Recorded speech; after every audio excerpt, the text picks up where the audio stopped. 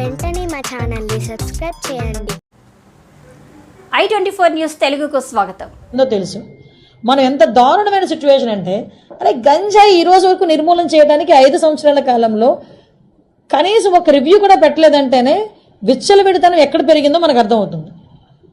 ఆఖరికి వైఎస్ఆర్సీపీ నాయకులు కూడా గంజాయిలు అమ్ముకోవడంలోని గంజాయి వ్యాపారంలోని ఇన్వాల్వ్ అయిపోయారు కాబట్టి వాళ్ళు అసలు దీని మీద కనీసం దృష్టి పెట్టలే. ఏమండి, చింతపల్లి నుంచి జీమాడుగల్ నుంచి అటువైపు నుంచి, అదేవిధంగా మనకి ఒడిశా నుంచి, ఇలాంటి మల్టిపుల్ ప్లేసెస్ నుంచి మనకి గంజాయి సరఫరా అవుతుంది. మనకి ఎన్ని చెక్ పోస్టులు ఉన్నాయండి అని డిపార్ట్మెంట్ వాళ్ళని అడిగితే 3 చెక్ పోస్టులు ఉన్నాయని చెప్పారు. 3 చెక్ పోస్టులు ఉన్నాయి. ఎందుకు రాదండి లోపలికి?